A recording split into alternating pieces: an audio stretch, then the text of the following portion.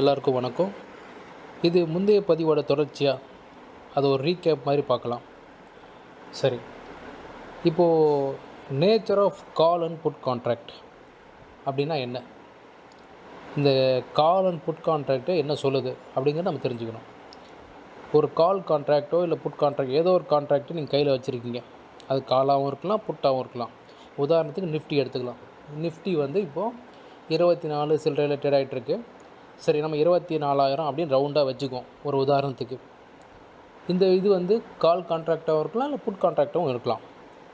இப்போது 24,000 அப்படின்ற கால் கான்ட்ராக்டை நீங்கள் கையில் வச்சுருந்தா அந்த கான்ட்ராக்ட் என்ன சொல்லுது அப்படின்னா, இது எங்கே போய் முடியுதோ, அதாவது எக்ஸ்பைரி டே அன்றைக்கி இது எங்கே போய் முடியுதோ அந்த டிஃப்ரென்ஸை உங்களுக்கு செட்டில் பண்ணுவேன் அப்படின்னு சொல்லுது அந்த கான்ட்ராக்ட். இது கால் கான்ட்ராக்ட். உதாரணத்துக்கு 24,000 அப்படிங்கிற அந்த கால் கான்ட்ராக்டு 24,200 போய் முடியுது அப்படின்னா 200 அப்படிங்கிற அந்த ப்ரைஸ் மணியை செட்டில் பண்ணுவாங்க. சரி, இதே மாதிரி தான் புட் கான்ட்ராக்டு. இது புட் கான்ட்ராக்ட் என்னென்னா, நீங்கள் அதே மாதிரி 24,000 அப்படின்ற கான்ட்ராக்டே வச்சுருக்கீங்க. இது அங்கேருந்து எவ்வளோ கீழே இறங்கி எங்கே க்ளோஸ் ஆகுதோ எக்ஸ்பைரி டே அன்றைக்கி அந்த டிஃப்ரென்ஸை செட்டில் பண்ணுவேன் அப்படின்னு இந்த புட் கான்ட்ராக்ட் சொல்லுது. ஸோ இதுதான் இந்த கான்ட்ராக்ட்ஸோட அடிப்படை, இதோட நேச்சர். நம்ம இந்த 2 கான்ட்ராக்ட்டு சொல்லக்கூடிய இதுதான். இதில் நாம் ட்ரேடை கையாளுறது வேறு மாதிரி. காலை பை பண்ணலாம், புட்டை பை பண்ணலாம், காலை செல் பண்ணலாம், புட்டை செல் பண்ணலாம். இது நம்மளோட ஆக்டிவிட்டி. ஸோ இதை எப்படி அப்படிங்கிறத இதே நிஃப்டியை வச்சு தொடர்ந்து பார்க்கலாம். சரி, இப்போ இந்த ஆப்ஷனை பை பண்ணால் நமக்கு லாபம் அதிகமாக, நஷ்டம் கம்மியாக, இல்லை செல் பண்ணால் லாபம் அதிகமாக, நஷ்டம் கம்மியாக அப்படிங்கிற தெரிஞ்சுக்கலாம். அது காலாகவும் இருக்கலாம், புட்டாகவும் இருக்கலாம். சரி, பொதுவாக இன்றைக்கி ஒரு கால் அப்படிங்கிறத பை பண்ணால், ஒரு பொருளை வாங்கிட்டீங்க அப்படின்னா அந்த பொருள் விற்கலை அப்படின்னா அதோட அதிகபட்ச நஷ்டம் என்ன அப்படின்னா, அந்த பொருள் நீங்கள் எவ்வளோ கொடுத்து வாங்கினீங்களோ அந்த வேலை தான் நஷ்டம். உதாரணத்துக்கு ஒரு கால் ஆப்ஷனையோ இல்லை புட் ஆப்ஷன் எதை வேணால் பை பண்ணுறீங்க. 50 ரூபா அப்படின்னு ஒரு லாட்டை பை பண்ணுறீங்க. அதிகபட்ச லாஸ் அப்படின்னா அந்த 50 ரூபா தான். ஆனால் அதுவே ஒரு பொருள் 50 ரூபாய்க்கு வாங்கி அதை 100 ரூபாய்க்கும் விற்கலாம், 200க்கும் விற்கலாம், 300க்கும் விற்கலாம், 500க்கும் விற்கலாம். அதனால் இதில் பையிங்கை பொறுத்த வரைக்கும், ஆப்ஷன் பையிங்கை பொறுத்த வரைக்கும் unlimited profit, limited loss, number 1. Number 2, நம்ம இந்த கால் ஆப்ஷனையோ புட் ஆப்ஷனையோ செல் பண்ணிவிட்டு பை பண்ணலான்னு சொன்னோம். அப்போது அந்த அடிப்படையில் பார்க்கும்போது ஒரு பொருளை செல் பண்ணுறீங்க அப்படின்னா, நம்ம நினைக்கிற டைரெக்ஷனில் அது போகல அப்படின்னா அதில் அன்லிமிட்டட் லாஸ். நம்ம நினைக்காத டைரெக்ஷனில் ரிவர்ஸில் போயிடுச்சு அப்படின்னா அன்லிமிட்டட் லாஸ் தரும். அதே சமயம் லிமிட்டட் ப்ராஃபிட். ஆப்ஷன் பையிங்கில் லிமிட்டட் லாஸ், அன்லிமிட்டட் ப்ராஃபிட். இதே ஆப்ஷன் செல்லிங்கில் அன்லிமிட்டட் லாஸ், லிமிட்டட் ப்ராஃபிட் அப்படிங்கிறது தான் இதோட சம்மரி. சரி, இப்போ இந்த அடிப்படையில் probability of winning a trade, அதாவது ஒரு ட்ரேடை ஜெயிக்கிறதுக்கான சாத்தியக்கூறு எதில் அதிகம், ஆப்ஷன் பையிங்லையா ஆப்ஷன் செல்லிங்லையா அப்படிங்கிறத நம்ம பார்க்கலாம். உதாரணத்துக்கு நம்ம நிஃப்டி எடுத்துக்கலாம். நிஃப்டி 24,000 ட்ரேட் ஆகிட்டுருக்கு அப்படின்னு நினச்சிக்குவோம். உதாரணம் தான் இது. இதை 4 ட்ரேடர்ஸ் ட்ரேட் பண்ணுறாங்க அப்படின்னு அவங்க வேறு கான்ட்ராக்டில். அதில் 2 பேர் பை பண்ணுறாங்க, 2 பேர் செல் பண்ணுறாங்க. எப்படி அவங்க இதை கையாளுறாங்க அப்படிங்கிறத பார்ப்போம் ஒரு உதாரணமாக. சரி, இப்போது நிஃப்டி எடுத்துக்கலாம். நிஃப்டியோட கரண்ட் ப்ரைஸ் 24,000. ஒரு 4 ட்ரேடர்ஸ், ஒரு 4 ட்ரேடர், ABCD அப்படின்னு 4 ட்ரேடர் என்ன பண்ணுறாங்க, மார்க்கெட் இங்கேருந்து மேலே போய் 24,200 அப்படிங்கிற வேல்யூவை அச்சீவ் பண்ணும். தட் இஸ் டார்கெட் அச்சீவ் பண்ணும். எப்போது, எக்ஸ்பைரி டேக்குள்ளே, அதாவது அந்த கான்ட்ராக்ட் எப்போ முடியுதோ அந்த டேவை தான் எக்ஸ்பைரி டேன்னு சொல்லுவாங்க. அந்த எக்ஸ்பைரி டே அன்றைக்கி இது வந்து 24,200 அச்சீவ் பண்ணிடும் அப்படின்னு ஒரு ஐடியாவில் இவங்க என்ன பண்ணுறாங்க, ஆளுக்கு ஒரு ட்ரேடை கையாளுறாங்க. ஸோ பர்சன் ஏ என்ன பண்ணுறாரு, 24,050 அப்படிங்கிற காலை பை பண்ணுறாரு. எவ்வளோக்கு? 100 ரூபாய்க்கு. பர்சன் பி அப்படிங்கிறவர் 24,100 அப்படிங்கிற கால் கான்ட்ராக்டை பை பண்ணுறாரு 80 ரூபாய்க்கு. பர்சன் சி அப்படிங்கிற ட்ரேடர் 24,050 அப்படிங்கிற புட் கான்ட்ராக்டை செல் பண்ணுறாரு 100 ரூபாய்க்கு. டி அப்படிங்கிற பர்சன் 24,100 அப்படிங்கிற புட் கான்ட்ராக்டை செல் பண்ணுறாரு 150 ரூபாய்க்கு.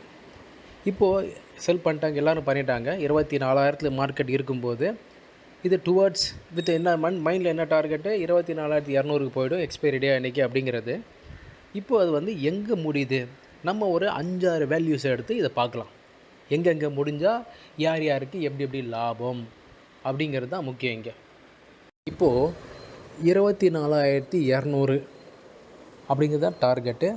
அதே மாதிரி இந்த closing price, first closing price 5 scenario பார்க்க போகிறோம். இல்லை ஃபஸ்ட்டு சினாரியோ வந்து ஃபஸ்ட்டு க்ளோசிங் ப்ரைஸ் பார்த்திங்கன்னா 24,200லேயே முடிஞ்சிடுச்சு. இவங்க எதிர்பார்த்த மாதிரியே மார்க்கெட் மூவ் ஆகி அதே டார்கெட்டை அச்சீவ் பண்ணிடுச்சு. ரைட், இன்றைக்கி எக்ஸ்பைரி டே அன்றைக்கி. இப்போ பர்சன் ஏவோட கான்ட்ராக்ட் என்னது, 24,050 அப்படிங்கிற காலை பை பண்ணியிருக்காரு. ஸோ ஒரு கால் கான்ட்ராக்டை பை பண்ணால் அந்த கால் கான்ட்ராக்ட் என்ன சொல்லுது, அங்கேருந்து மார்க்கெட்டு ஏறி எங்கே க்ளோஸ் ஆகுதோ எக்ஸ்பைரி டே அன்றைக்கி அந்த வேல்யூவை செட்டில் பண்ணுவேன்னு சொல்லுது. அதே மாதிரி தான் புட் கான்ட்ராக்ட்டு எந்த வேல்யூவில் வாங்குறீங்களோ அந்த வேல்யூலேருந்து இறங்கி மார்க்கெட் இறங்கி எங்கே க்ளோஸ் ஆகுதோ எக்ஸ்பைரி டே அன்றைக்கி அந்த வேல்யூ செட்டில் பண்ணுன்னு சொல்லுது. அந்த அடிப்படையில் 24,050 அப்படிங்கிற கால் கான்ட்ராக்டை இவர் 100 ரூபாவில் வாங்கியிருக்காரு. 100 ரூபா வாங்கினா விட்டுருவோம். இப்போது 24,050ன்ற கால் கான்ட்ராக்ட்டு இப்போ 24,200 க்ளோஸ் ஆகிருக்கு. அப்போ வித்தியாசம் 150 ரூபாவில் முடிஞ்சிருக்கு. அப்போது 150 ரூபான்ற வேல்யூவில் அது முடிஞ்சிருக்கு. சரி, இப்போ இவர் எவ்வளோக்கு வாங்கினார், 100 ரூபாய்க்கு வாங்கினார். இப்போ எவ்வளோக்கு விற்க போகிறாரு, 150 ரூபாய்க்கு விற்கிறாரு. அப்போ இவருக்கு 50 ரூபா லாபம்.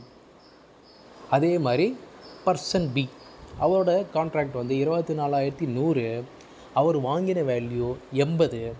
இப்போ மார்க்கெட்டு 24,100லேருந்து 24,200 போய் முடிஞ்சிருக்கு அந்த கான்ட்ராக்டு வேல்யூ.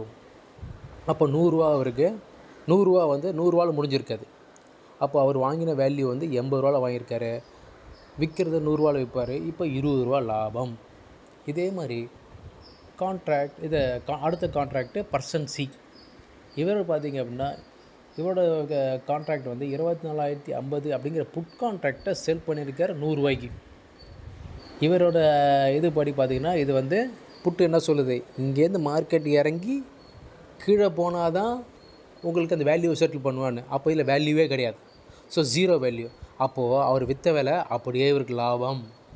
இங்கே இப்படி தான் புரிஞ்சுக்கணும். இவர் எவ்வளோ வாங்க போகிறாரு, அப்போது 0 வேல்யூக்கு வாங்குவார். அப்போது இவர் விற்ற வேல்யூ இவருக்கு அப்படியே லாபம். ஸோ 100 ரூபாயும் லாபம்.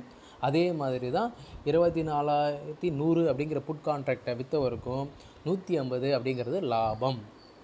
ஸோ இதுதான் இதோட நம்ம அண்டர்ஸ்டாண்டிங் பண்ணிக்க வேண்டிய விஷயம். இதுதான் இதோட பேசிக். அடுத்த கான்ட்ராக்ட், அடுத்த சினாரியோ பார்ப்போம். இப்போது சினாரியோ 2. சினாரியோ 2வில் பார்த்தீங்கன்னா இந்த க்ளோசிங் ப்ரைஸ் வந்து 24,100.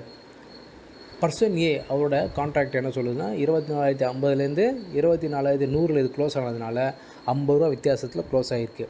அவர் பை பண்ண ப்ரைஸு 100 ரூபா. இப்போ விற்க போகிற ரேட்டு 50 ரூபா. அப்போ அவருக்கு 50 ரூபா நஷ்டம்.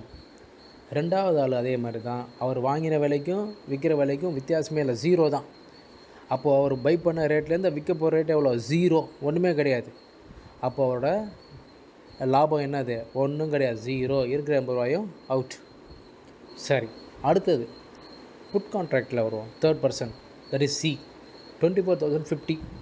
அவர் 100 ரூபாய்க்கு விற்றுருக்காரு அந்த கான்ட்ராக்டை. மார்க்கெட் எங்கே முடிஞ்சிருக்கு, 24,100. அப்போ கலெக்ட் பண்ண ப்ரீமியம் ஃபுல்லாக லாபம். ஏன்னா புட் கான்ட்ராக்டர் வேல்யூ 0க்கு போயிடுச்சு. ஸோ இவர் பை பண்ணும்போது 0க்கு பை பண்ணுவார், விற்றுருக்கிறது 100 ரூபா. அப்போ லாபம் இவருக்கு. அடுத்த கான்ட்ராக்ட் 24,100 புட் கான்ட்ராக்டாக செல் பண்ணியிருக்காரு, 150 ரூபாய்க்கு செல் பண்ணியிருக்காரு. சேம் இங்கேயும் அதே தான், 150 ரூபா அப்படியே லாபம் புட் கான்ட்ராக்டு. இப்போது சினாரியோ 3. இந்த இதில் பார்த்திங்க அப்படின்னா 24,020லேயே முடிஞ்சிருக்கு மார்க்கெட். இது என்ன அர்த்தம் அப்படின்னா மார்க்கெட்டு எங்கேயுமே போகலன்னு அர்த்தம். மார்க்கெட்டு 24,000லேருந்து 24,200 தான் டார்கெட்டு. ஆனால் மார்க்கெட் பெருசாக மூவ்மெண்ட் கொடுக்காம 24,020 முடிஞ்சிடுச்சு. அப்போது இந்த பை பண்ண 2 பேருக்குமே 0. ஆனால் செல் பண்ண 2 பேருக்குமே பார்த்தீங்க அப்படின்னா 150 செல் பண்ணவருக்கு அந்த கான்ட்ராக்ட் எங்கே முடிஞ்சிருக்கு? 30 முடிஞ்சிருக்கு. கம்மியாக 24,050லேருந்து 24,020 முடிஞ்சிருக்கு. 30 கையை விட்டு போனாலும் அவர் 30 பை பண்ணாலும் 70 லாபம். அதே மாதிரி தான் 24,100 அப்படிங்கிற புட் கான்ட்ராக்டை 150 விற்றவருக்கு எவ்வளோ வித்தியாசம்? 80 அவர் திரும்ப 80 கொடுத்து அதை வாங்குவார்.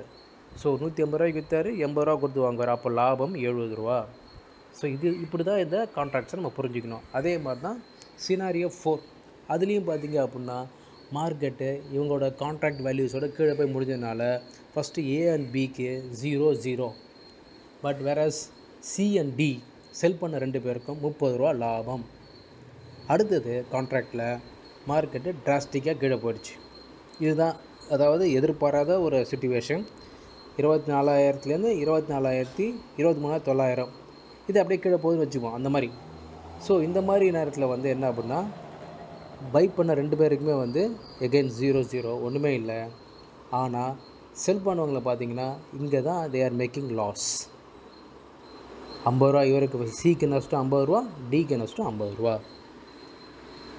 ஸோ ஓவராலாக இப்போது ப்ராபபிலிட்டி ஆஃப் வின்னிங் எ ட்ரேடை பார்க்கும்போது பை பண்ணவங்க 5 சினாரியோவில் பை பண்ணவங்க பார்த்திங்கன்னா ஒரே ஒரு ட்ரேடில் தான் ஜெயிச்சிருக்காங்க. செல் பண்ணவங்க தான் 4 ட்ரேடில் ஜெயிச்சிருக்காங்க.